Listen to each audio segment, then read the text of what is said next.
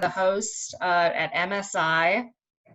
We are an organization that's part of Challenge America, and I just posted a link to our organization so you can learn more. And I am in the mountains of Colorado, so it's 3 o'clock for me. And I hope that I'm just praying for good internet connection today. And I'm just going to turn it over to Heather Penney and Cherissa Jackson, and I'll have Cherissa, you can just introduce Heather. And we're so limited on time that I just want you to be able to get started. Okay. And to everyone here, you can mute your video. You can come in on video if you want to, but just so you know that your name and image might show up in our recordings that we're going to post for other people to view afterwards. So just be aware of that. And I'm going to come back in towards the end of the hour and help with questions that come up. And if you look at the bottom of your screen, you'll see a button that says chat, and that's where you can add your questions. Okay, and we'll get to those questions at the end. Okay, everybody ready? Yeah. Okay, take it away. Awesome. Thank you all so much for coming to Who's at the Table. I'm so excited to have Miss Heather Penney here today with us to tell us about her story and why she deserves to be here at the table. I'm Cherissa Jackson. I'm the Chief Medical Executive of AMVETS, and I thought of this idea because it's so important, particularly what's going on in the community now, that women veterans know that they deserve to be at the table. They deserve to be in those boardroom discussions, and with what our journeys have been and what we have learned, we deserve to be there making those big money decisions. And so with that being said, the idea is to bring some powerful women veterans to the table. And as you guys saw, the last 2 episodes, we had Portia Williams, we had Erin Cobb, and today we have none other than Ms. Heather Penney. And so I don't want to do her any injustice by not having a good introduction. So I want her to introduce herself. So Ms. Heather, I want you to introduce yourself and tell the women veterans who you are and what you're all about and why you deserve to be here at the table. Well, thank you very much. I have to say it is so meaningful for me to be here because part of my purpose and the reason why I want to be at the table is to empower others. And so the opportunity to be able to talk with you, Cherissa, and engage with your audience, in my mind, is all about empowering others and providing others the tools so that they can come to the table and bring their unique gifts, because we are all better together. And if we're not at the table, if we're not bringing our whole selves, our best selves, then we're all suffering. We're not as good as we can be. Absolutely. I think that's important, particularly for women veterans to hear, because we all know that a lot of women veterans don't even consider themselves veterans because they either did not deploy, they feel as though, you know, I'm not a male. So to hear you and hear other powerful women tell their stories, I think that does inspire other women to do that. So thank you so much for that. So I read your bio, and I know you're like me, Air Force. Why did you decide to come into the Air Force? Because I love jets. I love aviation. I love flight. My daddy was a fighter pilot, and he was a fighter pilot in Vietnam. When I was a young girl, I forget what I was looking for in the garage. I was rummaging around the garage, but I stumbled upon a shoebox full of some cassettes. And so I took them back to my room with, you know, the walls covered with like butterflies, my stuffed animals. And I took a cassette out of the tape, and I popped it in my little tape player, and I closed the lid, and I hit play, you know, chunk, for those of us that still remember those technologies. And they were tapes from his missions in Vietnam. Mm. He had recorded the audio from the radio of his A7 as he flew bombing missions over Hanoi, as he conducted search and rescue missions to find and bring in the Jolly Green helicopters to rescue downed pilots. Mm. And although it took me years and iterations, I wore those tapes out. to learn how the radix. It was a foreign language, and I mean, they were pretty cruddy tapes, right? You know, with they were scratchy and the audio wasn't great, and I mean, the guys were talking to code. But I finally began to realize and figure out that these were stories, and what these men did mattered, and they were in it together, and they were doing the best they could for what our nation had asked of them. And later on, when he began to bring his fighter squadron buddies to the house for, you know, dinners, and I'd listen to them tell their stories in the back patio, and I'd sneak off into a corner to listen to them. I knew that there was nothing more that I wanted to do than to fly fighters and be in that kind of brotherhood. And it meant so much to me to think about what they were doing and the bond and the connection that they had, and that they were doing it for our nation. And I think that that's something that is unique about us as veterans, is that we have recognized that there are things in this world that are more important than ourselves, that are bigger than ourselves. And that's why we've raised our right hand to swear that oath to protect and defend. And inherent in that oath is recognizing that while our lives have, you know, they have value, they matter, there are things that matter more. Mm-hmm. And that through our service, we can make this world a better place. Mm-hmm. And that's what brought me to that path. You know, what's interesting though is when I showed up to college, you know, I intended on going through ROTC. My mama, wonderful. She's like, you can be anything you want to be. Just work hard, eat your vegetables, do your homework. She never told me that I couldn't be a fighter pilot. Yeah.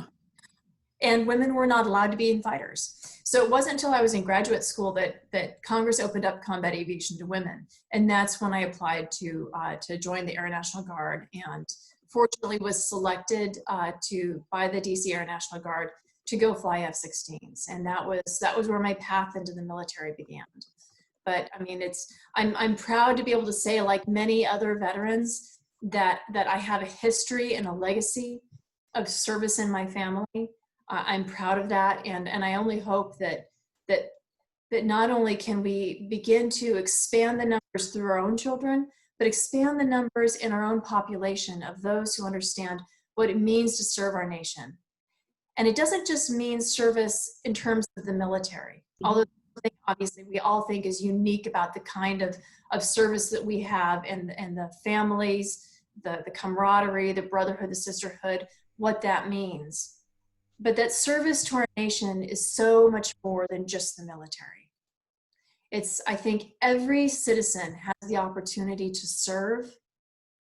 And that's about making our communities a better place, our cities a better place, our businesses better places, our nation a better place. We all have that opportunity to have a leadership impact. And so that's why being at the table matters. We talk about the table figuratively like the C-suite, and yes, that matters, but we can all take our place at the table even when we're not at the C-suite, because taking a place at the table is fundamentally about leadership. Mm-hmm. And we can embody that leadership, whether or not it's in our churches, whether or not it's in you know, our philanthropic or volunteer activities, whether or not we're taking leadership and setting the tone and setting the environment for what we're doing within our businesses or our neighborhoods and our communities. We all can make the table where we're at. We just have to take the opportunity to be those leaders that we are, and that the military has trained us to be. Absolutely. And you probably don't know this about me, but my very first duty station in the Air Force after becoming a logistics officer was being stationed at Langley Air Force Base. And so I got to actually order parts for F-15s and F-16s. And so I was so excited to see the women pilots come through with your little jumpers on. And I just thought you guys were just so awesome and so cool when you came through the flight line, and you came through those big hangars, and you will see the tall guys, and then you see the women that were just a little bit shorter, but you guys were all a lot shorter. Yeah, you guys were all walk out to the flight line. And I would always think, man, how powerful do they feel to know that they're side by side with a guy that's a pilot, and to know that you're one of them.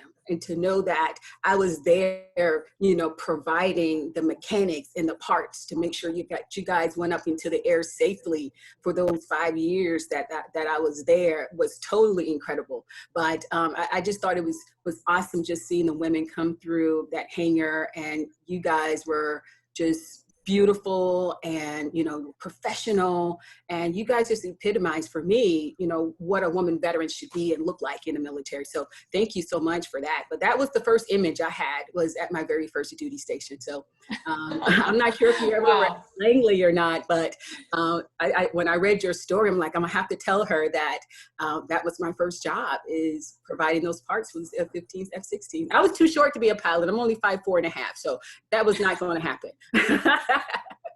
That was certainly not going to happen. So, Well, go ahead. I was going to say, there's something though that I want to tease out a little bit in what you said there, is that, you know, we must have been so powerful walking out there, you know, knowing that we were, you know, like these guys. And that was perhaps how some of us felt at first, because, you know, we had fought so hard and worked so hard to earn our place to be with the guys. But in reality, our power came from ourselves. Our power came from our training. Our power came from our own personal commitment to be excellent at everything that we did. It wasn't that we were part of the boys club. It was that we had earned our place because of our competencies and because of our skill sets. And I think that that's a really important distinction, because otherwise we give power outside of ourselves. We give that power to the bros, and if they accept us, then we can be powerful. But if they don't accept us, if we're not quite right, then you know, we're still constantly seeking that kind of approval, and that's giving our power away. So I think that distinction is really important, because what made us capable, confident, and really powerful was the level of skill that we had achieved as a result of our commitment, that daily commitment and discipline to do the hard work, to do the boring work, to do you know, the personal growth that's necessary to confront our failures and own them and improve because of them, so that, you know, we could lay down and really execute based off of our own tactical proficiency.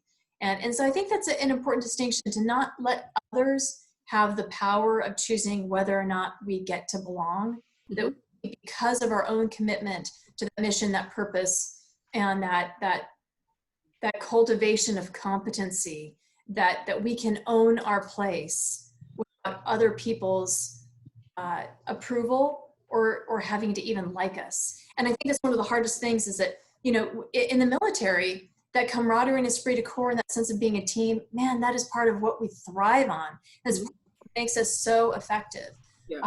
We also have to have the courage to be able to take a leadership position, even when you know, that might not necessarily be the popular position, especially when it might not, especially when it isn't the popular position. A lot of people say integrity is doing the right thing when no one's looking. I would say the harder kind of integrity is to do the right thing when everyone is looking. Absolutely. Sometimes doing the right thing isn't popular. Yeah, absolutely. And so what I want to get into now is the 9/11. What happened on 9/11 and what happened that day, right? And I had not known about you until, I think it was the event, Women's Veterans Rock had an event, and you was one of the panelists last year. And you were in the booklet, and I read the booklet. I'm like, oh my God, where is Heather? I have to talk to her. I have to hear this story for myself. I have to understand what she was feeling, what she was experiencing on that day. So, and I'm sure a lot of our viewers here want to hear, because for me, that day, I still remember where I was, what happened, you know, where my kids was, what I was thinking about, watching it on the news. And I'm sure for you, that was different. It was probably different for everybody. But I want to hear that story. What happened on that day, and how did you get involved on that day? Well, as you mentioned, Cherissa, 9/11 is a day that we all know, that we all remember exactly what we were doing. And we also remember exactly when our world changed, which is interesting because if you think about it, if you had not seen the video of the towers, if you'd not seen them collapse, seen the airliners fly into the Pentagon and the towers, you were living in a pre-9/11 world. You know, you had to see the footage to have stepped into that post-9/11 world. And so I was a young, brand new wingman in my fighter squadron. We'd just gotten back from Red Flag. It was my first Red Flag. I had only become combat mission ready qualified probably 6 months before. So I still, you know, fairly new and proven myself. And since we just gotten back from Red Flag, the squadron was a total skeleton crew. I mean, guys were on leave. They, you know, it was a guard unit. They'd gone back to the airlines. They were taking time to be with their families. And so I was there with the skeleton crew doing, you know, the basic queep of running a fighter squadron, going through a scheduling meeting, talking about the upcoming week and so forth. When one of our enlisted troops knocked on the door and said an aircraft crashed into a plane crashed into the World Trade Center. And we made the assumption that it was like a small general aviation aircraft. Everyone knows those can't actually hurt anything. They like bounce off of buildings. That, you know, it's the pedestrians below that's the problem for. So we made you know, probably, you know, retrospectively some tasteless, but, you know, sort of black humor type comments, and just went back to work because it didn't occur to us that it would be so different. And it wasn't until he came back after the second World Trade Center was hit and said it was on purpose that we got up and we saw the video as well. Now you have to remember, I was just a wingman, right? My essay and leadership really, really low. You're the bottom one on the totem pole, huh? Yes, I was totally on the bottom of the totem pole, you know. But doing what we could do to try to get airborne. Mark Sasseville was our director of operations at the time. He's now the deputy chief for the National Guard Bureau, 3-star general. He's wonderful to see his leadership has been recognized and appropriately utilized. You know, he knew we needed to get airborne. So did our weapons officer, Dan Raisin Kane, who also now was a general officer. And he, you know, had the foresight to realize that we needed to get weapons on our aircraft, because a lot of people, they don't really realize, they don't think that, you know, when we go out to train, we don't carry real weapons. And we rarely carry anything that we can actually drop from, you know, or fire or anything. I mean, like that requires special ranges to drop weapons. And normally if we're going to go practice that, you know, it's still only a 33-pound practice bomb. It's not an actual explosive. And for our missiles, you know, certainly those never leave the rails. It's just the electronics. There's no rocket body. I mean, there's no rocket fuel. So it's all training duds is what we carry. But Raisin knew he knew that the world had changed. We needed to get weapons on the aircraft. And so he called down on his own volition, you know, obviously coordinating with the leadership that we had there. Mark Sasseville, our DO, and then our wing commander had come down from the wing building as well.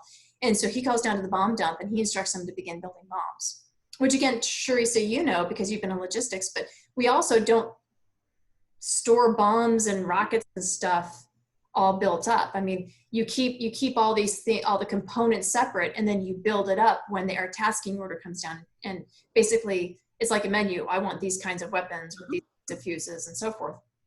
So Raisin calls down and says, I need you to start building me some AIM-9s, and I need you to do it now. Which, if you can imagine, you know, being that troop down there in the bomb dump, which by the way is like way off behind the course and past the camping, and you know, as far as you can get it. And it's good. Yeah. And this major calls you up and says, you know, I need you to build me some live weapons. I mean, we're in good guy land. What is going on? So it really is a testament to Raisin's leadership and the relationship and the credibility that he had with those troops, that they trusted him. And they took the risk to begin building these weapons up. And that Raisin and our leadership in that chain had the willingness to take the risk of building this, because we didn't have the authorization. Mm-hmm. We didn't have an air tasking order. And the challenge was, as the National Guard, we weren't on anybody's radar. As you'll recall, in the 1990s, after the Soviet Union fell, I mean, the nation cut the Air Force in half. Mm-hmm. And all of our alert units, which used to ring the country and staring out to protect us from Soviet bombers, there were only 5 units across the entire United States. There's Portland, Fresno, Homestead, the Det there at Langley, and then up at Otis in New York. Those were the only units that were sitting alert. So we at DC had once sat alert a long time ago, but that had been knocked off. So we weren't in any kind of air defense organizational chain of command. As a National Guard unit, I mean, the active duty Air Force didn't, they had no authorization over us. Mm-hmm. And what made it even more challenging was, as the DC National Guard, we had no governor. Mm-hmm. Our line of authority doesn't go to the mayor of DC. It actually goes straight to the president of the United States. So you can imagine President Bush was pretty busy that day. Mm-hmm. And he normally delegates that to the Secretary of the Army, who doesn't think about air assets. Mm-hmm. So getting the actual authorization to launch took so much longer than it should have. And it wasn't until after the Pentagon was hit that President Cheney said, "Aren't there fighters at Andrews? Get them airborne." And that's when SAS looked at me and said, "All right, Lucky, you're with me. Raisin, you and Igor, wait until you get missiles. Let's go." Mm. But SAS and I didn't have any missiles. We didn't have any weapons on the aircraft. We had duds. And so as we were running out to the jet, we believed that there were 3 unaccounted for airliners. And we had information from Potomac Air Traffic Control that they believed that one of the airliners that had gone low, that lost radar contact with, was coming down the Potomac out of Pennsylvania. Mm. And because they had that vector, they wanted us to take off and then head out to the northwest to begin looking for that airliner. Mm. We now know was Flight 93. Mm-hmm. And so SAS and I were a mission failure because we never got off the ground in time. We never found the aircraft. And importantly, because the passengers on Flight 93 were the true heroes. Mm-hmm. And so knowing all that, and as you went home the next day, how did you feel knowing that you weren't able to perform, or you weren't able to be a part of, the mission? How did you feel leaving that situation? Well, as we were standing at the ops desk waiting for the authorization to launch, I mean, I had the distinct desire, pick me. Mm-hmm, mm-hmm. And I know that that's what Igor was thinking, and so we all were eager to go because we all felt the need to serve, and that's something that's universal across all of us as veterans, is the need and the desire to serve. Mm-hmm. Even when if you're successful, it would be a one-way mission. Mm-hmm. All step up to the plate. And that to me is what's truly inspiring as I reflect upon that day, is that there was nothing special or unique about me or what I was willing to do. If SAS and I had been successful, he would have rammed his aircraft into the cockpit of the airliner, and I would have rammed my jet into the tail of the airliner. Of course, we didn't have to do that. But even knowing that it was a suicide mission, knowing that we were protecting our capital, is something that I think everyone in our nation would have been willing to do. And I can say that with confidence because the passengers on Flight 93 did. Yeah. And they were just average, ordinary Americans. Yeah. Right? And for them, when they boarded that airliner, they were just going on vacation, coming home from a business trip, going to see grandma. There was nothing unusual about that for them. Mm-hmm. And they had not, like we all have, they had not raised their hand and sworn an oath to protect and defend, but they did. And so when I think about the greatest generation of World War II, who were losing those veterans at such a rapid pace now, 75 years ago. I mean, we've just passed victory in Europe, and we're approaching victory in Japan in terms of those theaters of World War II. And so as we pause and we think about the sacrifices and everything that that generation did to assure the freedom of the world,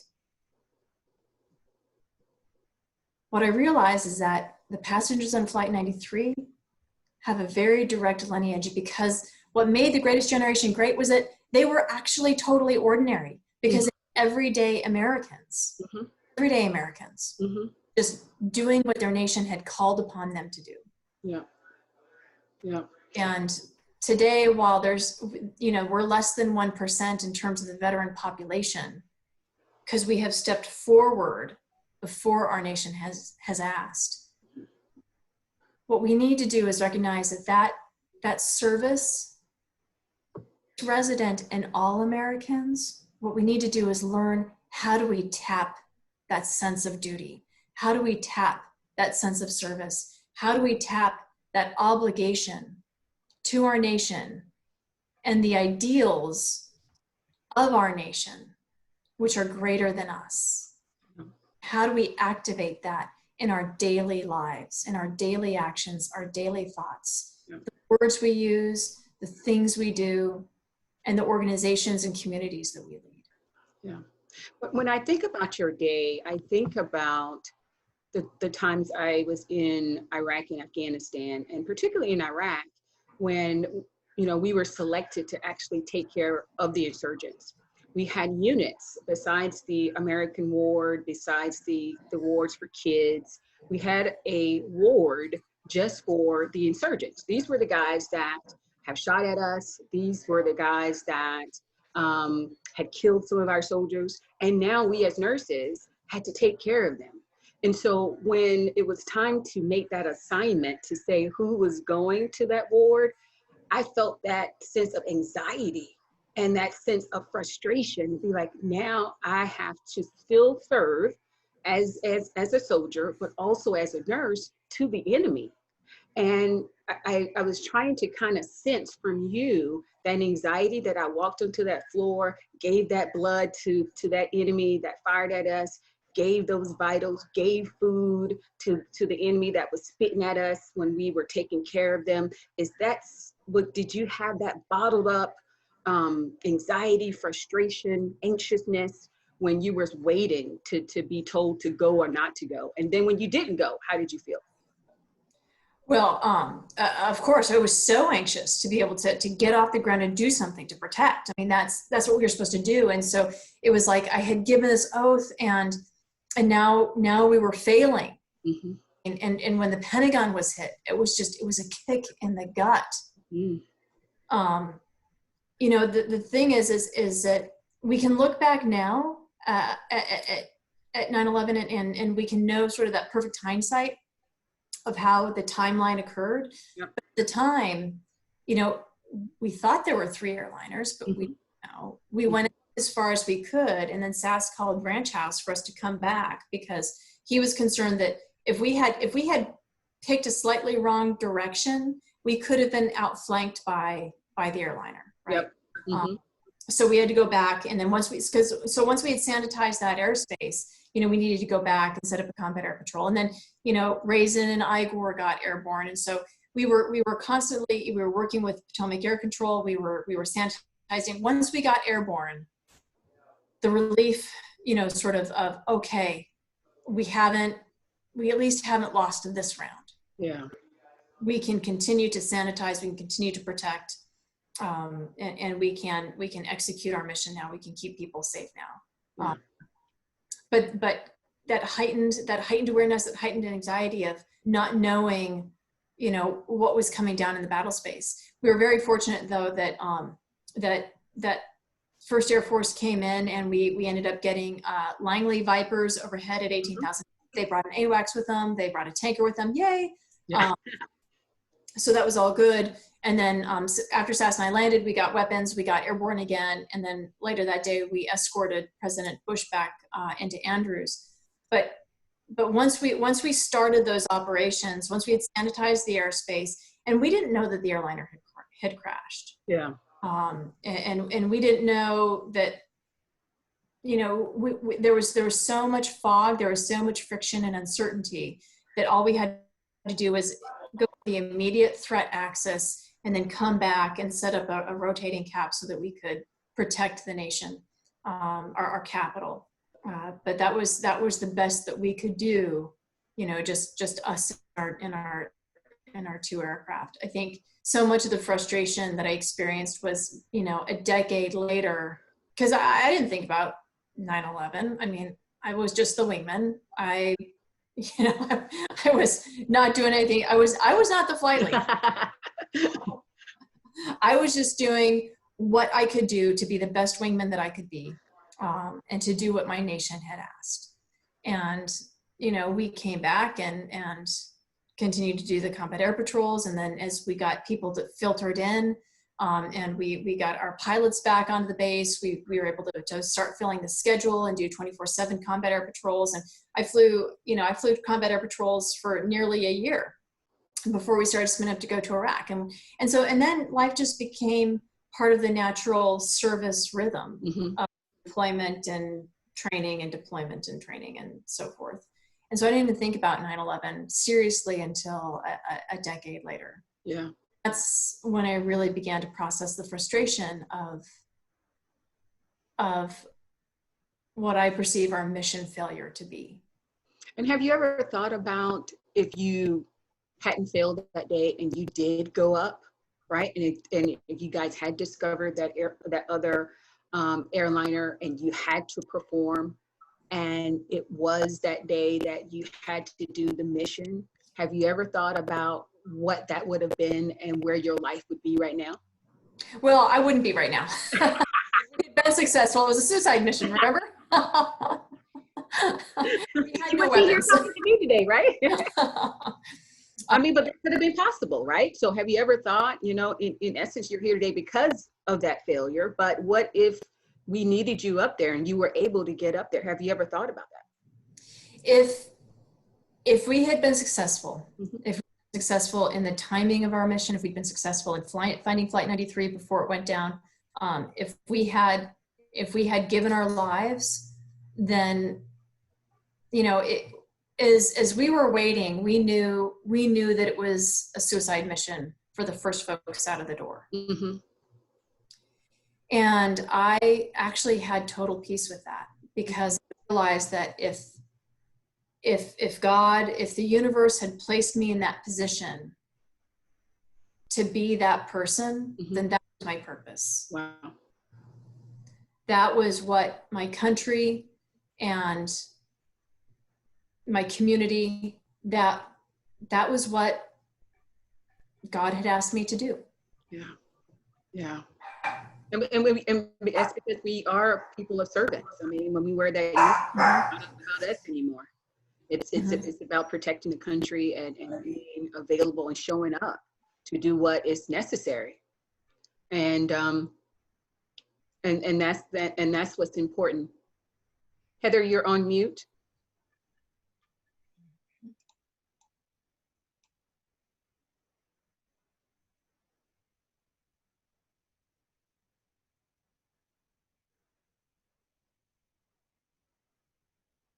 And so as we're waiting for Heather to, there she is.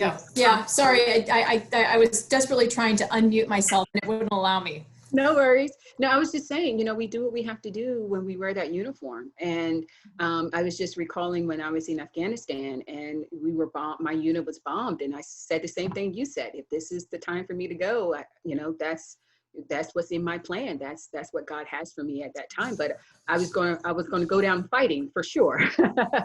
So we do what we have to do when the time comes. And that's who we are when we wear the uniform, right? And so we're coming up really close here to us being able to take some questions. But before we do that, I want to know, who did you tell first that you was possibly going to have to do this mission? Did you tell your mom? Did you tell your dad? Did you call your friends up and like, look what I could have done today? Who did you call first or tell first after the situation? Oh, afterwards, gosh, I think it was probably at least a week or so before things calmed down enough. I think I told my neighbors who were very close friends, Mm-hmm. and that was, to me, it wasn't a big deal. Oh, okay. And I know just being on the flight line, you guys as pilots get nicknames and things of that nature. So where did Lucky come from? You know that old saying, better lucky than good? Call sign. You don't get to choose your call sign. Otherwise, we'd all be named Maverick and Ice. Right. You typically get named once you earn your combat mission ready status. Until then, you just have a nickname. You have a very generic name. It's new guy. Yeah. And once you reach your combat mission ready status, you've been in the squadron long enough that guys get to know you, that they've seen you perform, they get to know your personality. And usually your call sign comes from one of two things. It's a play on your last name, like Mark Sasseville's call sign is Sass.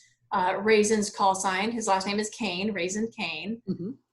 And so my call sign is Lucky Penny. But other times it's either a witty little acronym. Like one of my favorites is another chick fighter pilot who I just adore, and she's so phenomenal. Her call sign is Shock for Scarlet-Headed Ovulating Commie Killer. Okay. Fabulous. I'm so jealous. It's such a fabulous name. Or it can be an act of buffoonery. So to tease you, this is one of the things that part of the fighter pilot culture is we are very rough and tumble with our humor with each other. And I think that's an important piece because it keeps us, we need to develop a thick skin, not only because the kind of the missions and combat that we do, bad things and tough things happen. But we also need to develop a thick skin because we need to be able to own our own mistakes and own our errors. And if we were too thin-skinned, if we were too defensive and we were unwilling to accept responsibility for our mistakes and our errors, we would never be able to improve. And so that kind of rough and tumble humor keeps us humble and reminds us there's always something we can do to better ourselves, to better our performance, to learn more, to continue to grow, to improve. Okay, here's your rapid fire fill in the blank here. My life without the military would have been small. Small. Why small? The military forced me to grow. It gave me so much opportunity. I never would have been able to fly the F-16, which there's not a day that goes by that I don't miss that jet. I never would have met the wonderful people that I adore and admire and have inspired me and pushed me to become my better self. I just truly believe that without the military and the sense of purpose and service and the incredible camaraderie, my life would have just been so much smaller. Okay. My biggest motivation or motivator is? To empower others and make the world a better place. And how would you do that? That's one thing that I've found, and in a way that I've tried to use my experience on 9/11, is help others understand that, I often think that either bravery or courage or heroism is something that happens in the movies, or it's something that you're either born with You know, it's something you are or you aren't, and we aren't. You know, it's something that is special, that only heroes have, that but it's not me. And what I realized about 9/11, and I hope the message that people take away is that heroism and bravery is something that we all have inside of us. We all have the potential and competency for that, because it's really about choices. It's about our daily choices. Heroism is about building the communities around us and being connected with the people in those communities. It's about service and recognizing that there are things in this world that are more important than ourselves, and finding how we can serve that purpose, serve our nation, serve our communities in ways that are bigger than us and are not fundamentally self-serving. And then finally, bringing bravery into that, where we're making the choice to overcome our fears and our insecurities so that we can serve our communities. And when you combine those together, that's what creates heroism. It's not always about these, you know, massive Hollywood movie star moments. It's about the daily choices that we make of how we live our lives, and exercising those habit patterns so that they're strong and that they're instinctual, and they're just become part of who we are. But it starts out with choice. It's about being aware and starting out with a choice to build communities, a choice to build a purpose and understand how to serve those communities, and to build our bravery muscle, you know, to overcome our fears and insecurities so that we can do the things that are bigger than us. If you had a do-over in life, it would be? Not marrying my ex-husband. Don't we all? Okay, next. We can all relate to that. Check. Okay, the day I would never forget is? Oh gosh, there's so many. There's so many, because I have to say that I'm so blessed with so many wonderful memories and so many joyful experiences and moments. And I mean, I think sort of the natural answer is the day I'll never forget is 9/11, because that's that's why I wanted to give you that question, because I don't want you to say that. Yeah, no, I really don't. You know, it can be everything from small moments, like realizing the day I'll never forget is the moment that I realized that happiness was my own choice, and and healing was my own choice, and I no longer had to remain married to my ex. Like, that's a pretty pivotal moment. Mm-hmm. It's as something as simple as precious moments like eating, you know, ice cream with my daughters. You know, we all have those funny parent failure moments. I've got those, which I won't share. Marrying my new husband, perfect, you know, and even just like perfect little moments, like when I was in pilot training, I had a little airplane. I call her my first love. She's my pumpkin. This little 1940 Taylorcraft. And I was just doing pattern work in the little airport where I kept her. And my best friend was doing pattern work in her little airplane.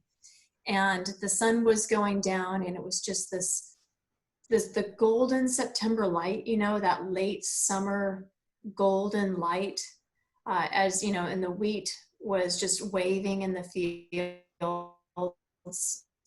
right outside, and it was just a moment of perfection, kind of the field of dreams type of feel. I mean, and so there's so many pieces like that, or you know, and even moments where I will never forget, because I can feel the burning, humiliating tears of having failed, having tried something and not done it, you know, having failed, and trying to overcome that, and not forgetting and not passing over those moments, because they charge me to force myself to be better and to try harder. Yeah. You know, and never to believe your own press, right? Exactly. Okay, last question. I will last fill in the blank. The one constant thing in my life is? My pursuit of growth. And what does that look like? It means constantly striving to be my best self, to learn more, to improve my skills, to be better for the people around me, but importantly, to be better for me, because I expect it from myself. You know, we've all been put here on this earth for a reason. And we may not necessarily know intuitively, or yet what that reason is, but we have to constantly be cultivating who we should be, who our ideal of ourselves is, constantly reaching for that aspiration of who we need to be, because if we become complacent, when our time comes, we won't be ready. We won't be what we need to be be able to meet that moment. And so the constant in my life is striving to become, to improve, to really, to continue to grow, to lift up people around me and to make the world around me a better place. I love it. And so, by the way, I don't always succeed at that. I have plenty of bad days. But that's what I'm trying for. Some days you're 100% way down here, and other days you're 100% way up here. It's totally okay. We're all human. It's the struggle. It's the struggle that matters. And we have to forgive ourselves and remember it's the struggle that matters, because that's where the growth actually comes from. Yeah, we have to give ourselves permission to make mistakes and know that we're human and things are not going to be 100% every single day. It's just not. And I think for me, when I realized that, I stopped trying to reach for perfection and have every day be on a regimented, scheduled situation. I think that's when I felt like I was finally living. It took the pressure off. It took the insanity of what I was living, off of me, because I allowed myself to then say, you're not perfect and you're going to make mistakes, and we grow from our mistakes. At least you should be growing from your mistakes. And that's the important thing. So that was a really, really good response there. So for all of the audience, if you guys have questions, please put those questions in the chat box. And as we're waiting for those questions, I know, Heather, you and I talked when we were prepping for the call today that, we know the state of what the world is in right now, particularly when it comes to Black Lives Matter. We know we've been quarantined for so long, since March. We know that mental health is surely an issue for a lot of us who are not used to these types of conditions, particularly veterans who are probably suffering from post-traumatic stress. And then to see the riots and the protests, there's a lot going on. And you said something really profound the other day, and I would love for that to be your closing inspirational message until some more questions come up. And so the question that I had asked you was, what would you say to anybody on the streets, to these women veterans, to the visitors here in the forum, about how they should, view the world, even though it's kind of chaotic right now? Oh gosh, you're putting me on the spot now because I can't remember what I said. Can you give me a prompt? Oh my God, I wish I could, because it was so good. I'm like, I know she remembered. It was something very poetic. It was something you were saying that you and your friend were talking. You were just throwing out almost like scriptures, and I was just like, whoa, that's good. You were giving us the really good nuggets. Even Heather Russell was like, man, that was good. And now you can't remember, Heather P? No, I'm sorry. You're asking for a replay. So I mean, like, as we go forward, I think that the important thing to remember is that as I said in the beginning, is that we all need each other. Yeah. And as we recall, when we, as veterans, we raised our right hand and swore that oath. We swore to protect and defend, and that meant everybody. Yeah. It just mean one single group. It meant everybody. And to continue to turn away from the injustices that have occurred is just the same as enabling fratricide against our blue forces. We owe it to our communities to stand up for what is righteous. And that means, the justice and fair and equal treatment of everyone within our communities, and the fair and equal treatment of opportunity as well. Mm-hmm.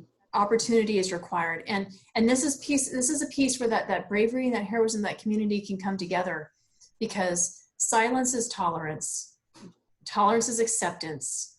Acceptance becomes the standard, and the standard becomes institutionalized. So when we are silent, when we tolerate, when we turn away from something that we know is unjust, that we know is not right, what we're doing is we're allowing that to be just another brick in the institution of injustice. And so it is everyone's obligation to, just as we would not allow harm to come to our comrades, our veterans, our brothers and sisters in arms, it is our obligation to speak up about injustice everywhere that we see that. Mm-hmm. For the fair and equal treatment and opportunity for everyone within our communities and our nation. Yeah. I think that is an important piece for, I understand that it is part of what has been really important for me here is to continue to learn and to listen. Mm-hmm. and to validate, the experiences of Black Americans. Because, and I'll give you a small example of how a lot of people really struggle with institutional bias and kind of what is that. And it's something as simple as, for example, you mentioned you were too short to be a fighter, to go into aviation, to go into military aviation. Mm-hmm. Well, that's an example of institutional bias because the cockpits had been built for big people, men. And the percentage of short men is actually pretty small. So, it was pretty negligible. That's an example of where it wasn't necessarily deliberate, but it was institutionalized. And I think that's an important difference or important distinction. Or, because, men had always been pilots. And so when women started becoming pilots, the cockpit structures didn't really change. Mm-hmm. So it wasn't that it was malicious or nefarious. It was just institutionalized. Mm-hmm. Mm-hmm. Same example with flight suits. Mm-hmm. Or, the flight suits that women wear, I'll tell you what, the zipper doesn't quite work.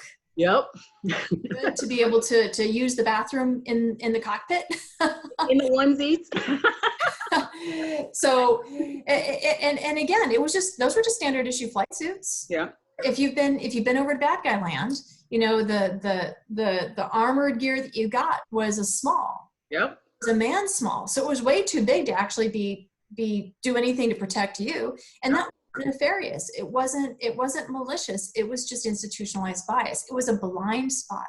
And see, here's the thing too, is that I discovered that I think is actually a really important perspective that we as veterans can share, is that as the only female in my fighter squadron, there was tons of sort of institutionalized cultural bias and so forth.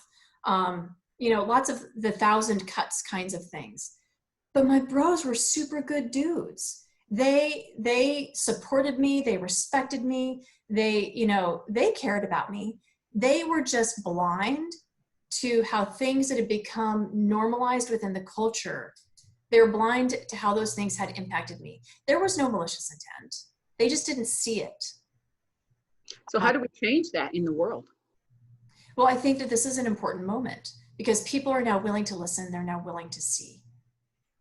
And that's what we need to capitalize and avoid turning this into an us versus them. The minute we create the other is the moment that we begin to shut down compassion, shut down empathy, and shut down listening. We have to understand that it's not necessary. I mean, there are bad guys. I mean, there were jerks in my squadron who didn't want me there just simply because I'm a girl, right? Okay, so we know that. Let's not talk about that piece. Because the majority of my bros were good dudes. If I had turned it into a her versus him, if I turned it into an us versus them, an other type of dynamic, if I had polarized it that way, then they never would have been willing to look at things differently. And so we're at a unique moment in time where I think as a white majority, we're willing to listen, to have compassion, to understand and learn what we have been blind to, the same way my bros had been, and learn what institutional bias is, just like cockpit sizing and, flight suits and body armor, right? Mm-hmm. And when we begin to identify what those things that are institutional, how we can change those, and then also understand what things are cultural and how we can begin to shift our language, shift our relations in a way that's healthy for everyone, then that's when I think, well, things will finally occur. But I certainly, I don't want to see us become polarized. I'm so worried about that, because this is a moment where we should be coming together. Yeah. And, you know, for someone like myself, I grew up in a white neighborhood. I was the only Black family in the neighborhood. And so I grew up knowing that there was biases, and I grew up knowing that there was racism and things of that nature.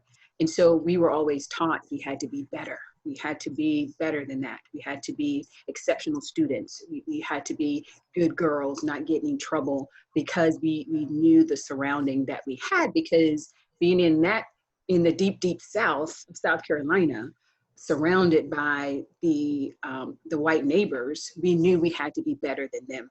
And so my parents ingrained that in us a lot. And as a result, you know, I have 5 siblings, and not all of us have the same ideas.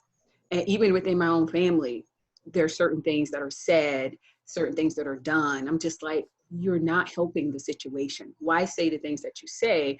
Why divide us? Why does it have to be a them? Why can't we be one? And I fear that if the world doesn't see that as all of us being one, without color, without biases, without racism, I think we're doomed. And it's so unfortunate, because we have a new generation that's coming up, and they're looking to see what we're doing, what we're saying, so that they can hopefully change the way things are in the world right now. And so I'm very concerned about my nephews. I have 2 of them, and I have a brother, and I have, you know, a lot of male friends that are African Americans. And so I worry about them if this world does not see a we, and they see they see we're this, we're that. And that's just unfortunate. And I hope for the world, I hope for this community that we can get to that point. So I appreciate your sentiments there, Heather P. I think we're almost out of time here. We got 1 more minute. Is there any last minute things you want to say to this audience before we close at Who's at the Table? Well, I think that what you brought up, Cherissa, about, you know, about your experiences, you know, like you, being a woman, I really, in a fighter squadron, the only girl in my fighter squadron, I felt like I had to do better and be better and try harder.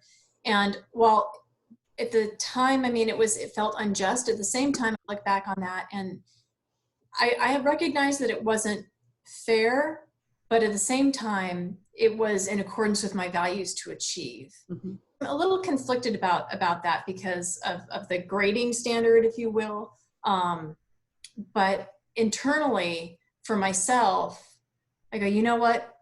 I was already achievement oriented and excellence oriented, and that just spurred me to be better than I might otherwise have been. And so I'm not sure that in terms of my own reflections on my experience, but you know, that I think trying to be our best and better sometimes, you know, than we think we can be, I think that's something we'll never regret.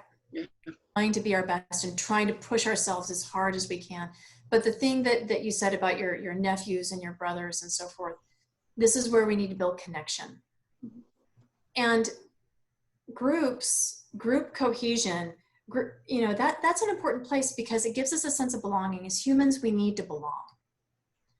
And I think what's important for us right now is to begin defining what does it mean to be American, and what our values are of being American, so that we can all share those same values and come together under those same values.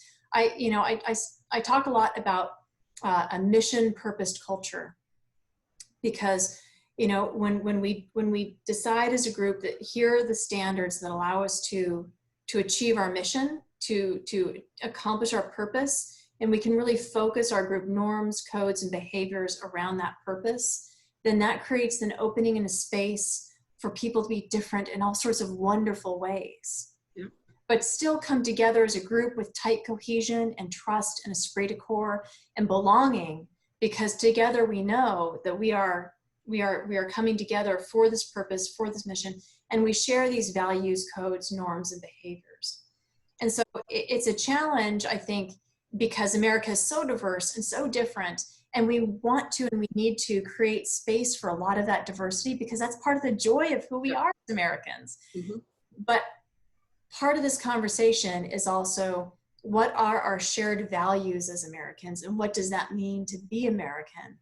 And that's part of the conversation and the dialogue and the debate, which is very messy right now, but very essential, that we need to have. And I think it comes down to that all Americans are made equal. And while I understand the historical context, that's not what it meant, Yeah. but that's what we mean today. Absolutely. And demand today.